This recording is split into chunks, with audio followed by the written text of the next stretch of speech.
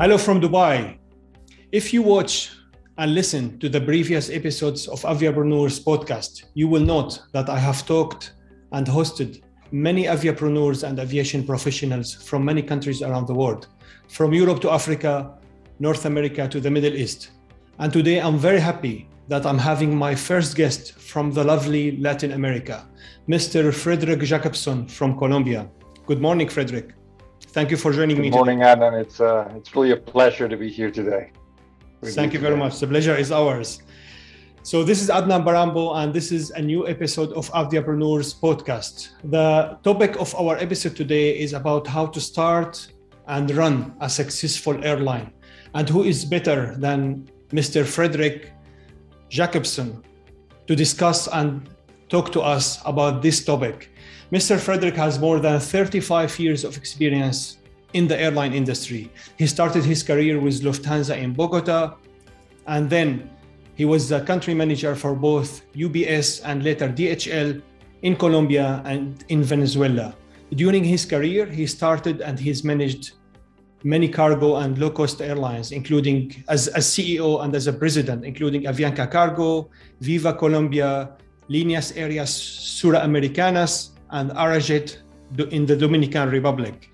He also was COO Cargo for Swissport in the US, COO Cargo and the VP for Business Transformation for Swissport. And currently he's managing his own consulting practice, AVIAK SAS. What an impressive career, Frederick. Yes, Adnan, thank you very much. Again, it's really a pleasure to be here. I have been very lucky in my career because since I was a boy, I loved aviation, and I have managed to do exactly what I love to do. So that's why I spent so much time in an industry that I truly love. So I'm very happy and I feel blessed that I've been able to do that. I'm very happy to hear this. So we're going to start with the topic. The airline industry is definitely a very sexy industry. Anyone who started working in this industry cannot leave it. And this is the same for many of the businessmen. Almost all of the people involved in business has actually started or had the dream of starting an airline. But very few has actually achieved success. And you are definitely one of them. So can you just brief us? What do you think? What does it take to start and manage a successful, growing, and profitable airline? Yes, it's a very good question, and you obviously there are no recipes for success, as you can imagine. There are, however, some guidelines that I have followed that have helped me to achieve good results. One of the things is timing. You need. It's incredible, but I've seen so many airlines with a good business plan, but the timing is not right. And so timing is very important, and you need a little bit of luck for that. The other one is structure. You really need to set up a good foundation. The other thing, and you will hear me say this many times, it's building a good management team and hiring the right people. Building the culture and the values, it's really critical because, for example, in an airline, you really want to make sure that everybody understands that safety is priority number one, that it cannot be compromised, that operational excellence is key, not only to drive safety, but also to drive low costs. Clearly good leadership, and when I mean leadership is really walking the talk. I mean, I've seen, you said in the beginning that the airline industry is very sexy and you have big CEOs with big egos. But in my view, really being down to earth, close to the people, running the airline, close where everybody can see you, that you can communicate is really, really important. And the other thing is having the capital. Many airlines, many startups make the mistake of thinking that they can start with any capital and that they will once they get started, they get the capital. But as you know, in the airline industry, capital can run very fast, can run out very fast. So if you don't have the capital to sustain the business through the cash burn process, you will run out of cash very quickly. So you need to make sure that you have the right amount of capital to implement the good strategy. So time, leadership, structure, and money, which is capital. These are the four components for which can be considered as a recipe for having a successful airline. What a valuable advice. But for you in your career, you actually managed already established airline and you started airlines from scratch. So in your point of view, which task is easier and how different is each task from the other? Okay. I think everybody will appreciate that there's no easy task in aviation. I think both are different and you have different challenges. One of the things that applies to both models. When I say both models is, I mean, established airlines or startups is, one is you need to create the vision and the plan to move forward. So you need to assess in a established airline, what is the vision that you want for the airline, and you need to develop a plan. The other thing is leadership, leading by example. I've mentioned this, and you probably will hear me say it again, but it's because I feel it's so important. And building the right team. These factors are important for both situations. Now, what are some of the key differences? With established airlines, changing the culture is tough. So, for example, in Tampa Cargo, when I joined the airline, there were a lot of things that, the company had already been operating for 25 years. There's a culture in place. So changing the culture and changing the mindset of people, it's very tough. And really takes a lot of communication and strong leadership to do that. Identifying the root causes of problems. So you need to go in and really make a good assessment of what are the root causes that have led the airline to be in a dire situation. Dealing with the baggage, and when I mean the baggage, I mean all the problems that have accumulated over time, which may be customer service. You may have been dealing with very, very poor performance. Maybe you have not met all the regulatory regulations and are affecting the relationship with the authorities. Maybe the customers don't trust what the company has done. So the baggage is important, and you need to deal with it. And for that, obviously, you need to build trust. You need to build trust with all the stakeholders. Now, in the case of startups, the challenges are obviously time and resources, because you need to move very fast. Usually you get the capital, but you need to certify the airline, and everything is happening at the same time very fast. So you're certifying the airline, you're building the systems, you're hiring a lot of people that are coming from different companies. And so you need to do a very good job in combining all this that is happening at once and building a good structure and a good culture. And then in the case of startups, one thing that you also face with running airlines, but in startups is important, is that many good people are available sometimes, but they're very afraid of joining a risky venture. You as an entrepreneur are willing to take the risk, so you're on board. But many people, for example, that have had already careers of 20 years in established airlines are not willing to risk everything to join a startup. So bringing good people in and motivating them to stay, it's a difficult challenge. And obviously, it depends on the situation. Like during the pandemic, maybe it would have been easier because many people were laid off. But in general, I would say that not everybody has the risk or is willing to take the risk to join a startup airline.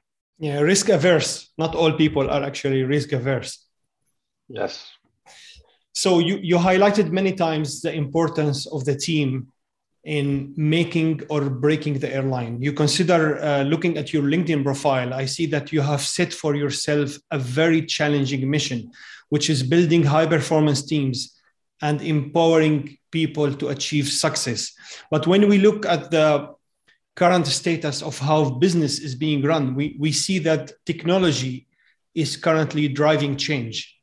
So how do you see the role of the team in the current business environment in light of these changes? Okay. I think clearly technology is having an important impact in every business. But I think for the next 30 years, the human element is going to continue to play a very important role. I say 30 years simply because I don't have the knowledge. I mean, it's very difficult to predict how technology is going to affect us all in terms of automation, robotics, all kinds of things that are happening now. But I think right now, the human element is vital. And it has been vital in my experience in really restructuring and setting up airlines. Because at the end of the day, people, in my view, are what make it the difference. And you need to lead them. You need to communicate. You need to build trust. But in my experience, when you do that, when people trust you, when people are excited and motivated, the performance is very good. And when you have a team that everybody's performing up to par, the results, you can see the results. I always say that what I was able to see early on in my career is that we all have a need to feel that our lives matter. And that applies to everybody. You know, everybody in the organization, they walk to work with a hope that what they do that day will matter. And when you as a leader recognize that everybody has a need to feel important, then you can motivate them. You see that people really rise up to very, very good performance. In fact, I learned over the years that that many companies have this process where they take a percentage of the and I think this was brought up by Jack Welch, the CEO of GE, where he said about 10% of the workforce are top performers, and you have about 40% that are in the middle, and then usually there's a 10 or 20% that are underperformance, and you need to get rid of them. In my view, in my experience, I think it's poor leadership, because I think as a leader you need to make sure that everybody performs well, and if you're close to the teams and you understand that need for everybody to make a difference, and you can instill in them that passion, people will perform. And I've seen, at the end of the day, people are common people. You don't have geniuses in companies. So most of the people are normal people, but they can do excellent and extraordinary work if they are properly led. So leadership is actually what makes and gets the most and the best out of any team. Absolutely. I think it's very important. And it's again, not the CEO in the Crystal Palace running the airline, but it's the person that is really close to the team and is walking the aisles, and is in the airplanes, and is talking to the crews, and is talking to the technicians, and it's in the counters, and it really understands what everybody's dealing with, and in moments of crisis is there to lead the company, to be present, to have the capacity to understand the situation. I think that clearly makes a difference. So the leader must be actually a servant leader. Absolutely. Absolutely. You're there to make sure that everybody performs and not the other way around, which is what you see so many times in the airline industry. Definitely, definitely. So let's move to low-cost carriers, not one, but two. You have actually established and managed two low-cost carriers, Viva in Colombia and Arajet in the Dominican Republic. This business model in the airline industry started in the 70s of the last century with Southwest Airline in the US. And this business model continued to achieve success and achieve profitability in an industry which is known for not being an easy industry to achieve a profit in. So do you see this business model as a guaranteed method of being, of starting and managing a successful airline? I would say that it's, and I will talk about some characteristics of the airline industry which I think are important. And one of them that I always use the analogy is, in the airline industry you have assets flying at 900 kilometers per hour. So operational excellence is fundamental. So you need to make sure that you understand that your assets are at 900 kilometers per hour. So the risks are high. Costs are driven by multipliers that can grow very much, very quickly. So the multiplier effect, it's very important. So standardization is key.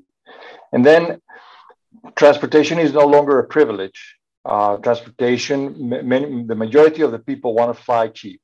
They want to get to the destination. It's no longer the transportation mode of the rich. It's the common people that want to fly, and they look for low fares. So having said that, the low-cost model has many of the key elements to succeed. And that's why you see many of the legacy airlines trying to apply, as much standardization as possible, lowering the CASK. But having said that, you need to understand the low-cost model because not everybody does. Being a ULCC is different from an LCC, is different from a legacy airline. Southwest Airlines started as a ULCC, but is no longer a ULCC, it's now a mixture. And they evolved successfully, I would say, because I think clearly it's one of the most successful airlines in the world. And I think I would say that of that model, I like very much how they manage people, which is obviously has been one of their traits over the years. So the low-cost model, in my view, has many, many ingredients that make it very difficult for legacy airlines to compete. Because through standardization and through efficiency, you can attain a cost per seat that is several percentage points below any legacy airline. And at the end of the day, when you do the research and the surveys, the single most issue wanted by passengers is low fares. When you go into any of the booking engines or you're going to book a flight, one of the first things that you look for is the low fares. Obviously, you take for granted that the flight is going to be safe. So you usually don't fly with airlines that you don't recognize, but but you always are looking for low fares. So achieving a low CASK nowadays has become one of the most important competitive advantages, and that's why the low-cost model is so important today. But again, you have to stay the course. We have examples. America West, it's an example of an airline that started as a ULCC, but was sidetracked into a different model because of the sexiness of the industry. They started to fly 7. They want to fly international. They want to. They added a 757, and then that type of complexity really made the model very unsuccessful, and clearly they were then absorbed and had to deal with bankruptcy. Yes, so staying on course, and as you mentioned, standardization and operational excellence is actually what makes low-cost carriers and ultra-low-cost carriers successful. Absolutely. Same like low-cost airlines, you have actually managed two cargo airlines, Avianca Cargo and Lineas, Aereas, Suramericanas. While the first one is part of a big airline group, Avianca airline group, the other one is a dedicated cargo airline. So how different is managing a cargo airline, which is a subsidiary of a group, of a bigger airline group, and managing a dedicated cargo airline? Is there any differences? Yes, I would say that both models are quite different. People sometimes mistake that because both operate airplanes, the model is similar. Obviously, there have some similarities, but they must be run quite differently. And one of the big mistakes that I see sometimes is that passenger airlines that move cargo tend to view cargo as a marginal revenue. So they really don't pay attention to allocating strategic resources. And I will name two airlines that, in my view, view this thing differently, which is Lufthansa and LATAM in the region. They view the cargo business as a profit center. And as a result, they have created separate business units, and they run the business very strategically. So they allocate resources to the business that makes sense. Whereas, for example, others that view the business marginally, they usually don't have the technology, they don't have the equipment, because cargo is always at the back end of the decision-making process. The focus is always on the passenger and ensuring that the passenger gets everything, and cargo is always left behind. And as a result, they don't have the competitive structure to be really efficient. So I would say that that's some of the differences, but clearly it's two different businesses that are run quite differently. What about having a dedicated cargo airline? I mean, in the last 2 years, actually cargo airplanes saved big airline groups during time when passengers were not traveling. So do you recommend airlines to have dedicated cargo airlines just flying cargo, or just we see that many of them deal with cargo as, just as you said, ancillary revenue, which is the cargo they actually fly in the belly of the aircraft? Okay, it's a very good point. Let me give you an example. When I was with Tampa, which operated dedicated freighters, it was difficult to develop the network because I could only go when there was in the major trade lanes.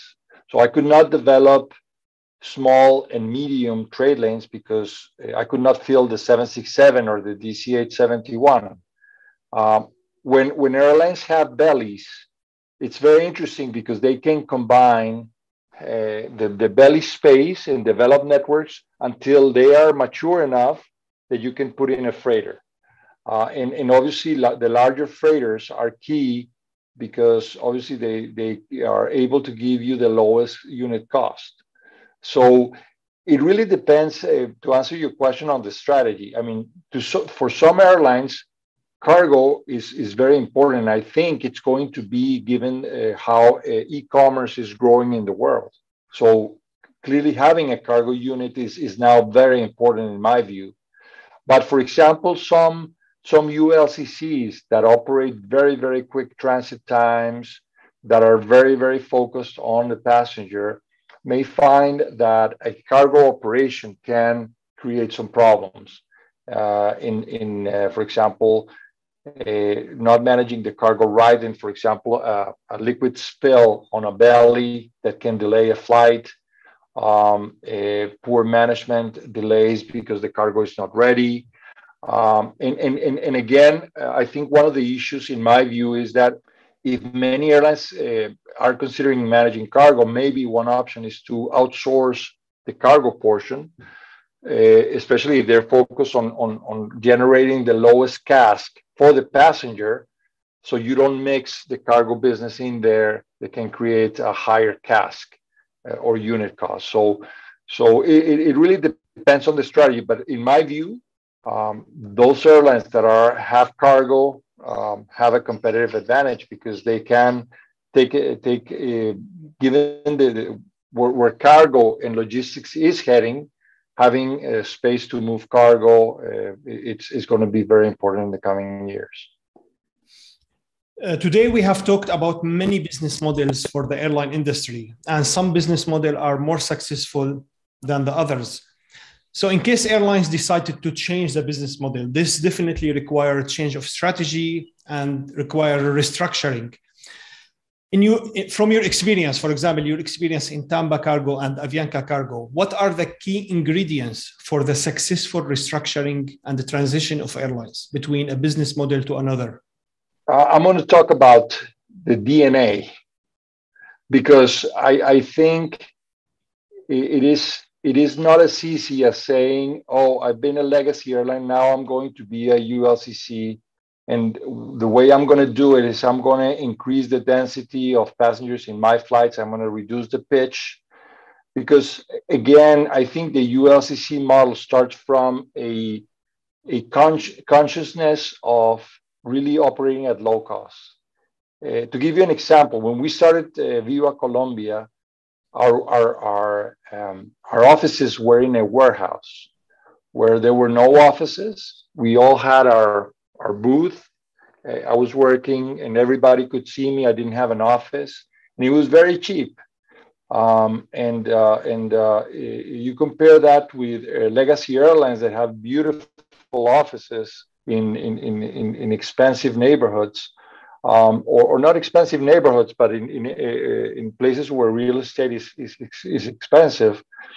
To get these airlines to start to think about being a ULCC is not easy because many executives, in a ULCC airline, you stay in the cheap hotels. You sometimes, you learn from the beginning to be very, very frugal and very, very cost conscious. And sometimes it's not easy for executives in a legacy airline to move into that. And if they don't have the leadership to transmit that to the rest of the people. And that is the reason why we have seen failures of legacy airlines wanting to create low-cost airlines. And there are some examples in the US with United, with Delta that tried, to move that. Clearly, some of the airlines in the region and in Latin America are trying to, move towards the low-cost model. But in my view, it really starts with the DNA and really understanding the model very well. Because if you continue with complexities and you will not get the CASK that will give you the competitive structure to offer and compete with low fares. Thank you so much for the valuable advice, Frederick. It's very valuable lessons and very rich experience we have learned from today. And I very much appreciate the great place and the great house you are talking to us from.